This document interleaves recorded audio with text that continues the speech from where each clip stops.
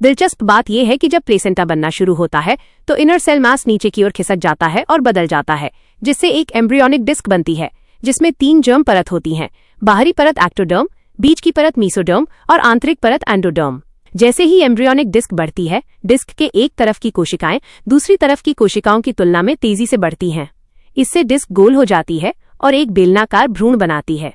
शुरू में ये भ्रूण प्लेसेंटा से जुड़ा होता है, लेकिन जैसे ही ये विकसित होना शुरू होता है, ये प्लेसेंटा से दूर हो जाता है और एक नाल अम्बिलिकल कॉर्ड के माध्यम से उससे जुड़ा रहता है। प्लेसेंटा एक महत्वपूर्ण संरचना है जो भ्रूण को ऑक्सीजन, पोषक तत्व और हार्मोन आपूर्ति करता है।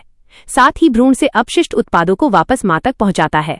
भ्रूण 9 महीने तक गर्भाशय के अंदर रहता है, जिसे गर्भावधि जेस्टेशन पीरियड कहा जाता है।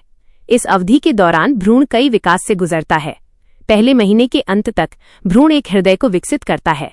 दूसरे महीने का अंत तक भ्रूण शिशु में बदलने का समय होता है, जिसमें विकसित होते शिशु के अंगों जैसे हाथ, पैर और उंगलियां विकसित होती हैं। और तीसरे महीने के अंत तक अधिकांश अंग पहले ही बन चुके होते हैं। 1 से 4 महीने में शिशु तेजी से वजन बढ़ा रहा होता है और उसकी हड्डियां मजबूत हो जाती हैं। 9वें महीने की शुरुआत तक शिशु पूरी तरह से विकसित हो जाता है और वो स्थिति ले लेता है जो वह डिलीवरी प्रसव के दौरान लेगा।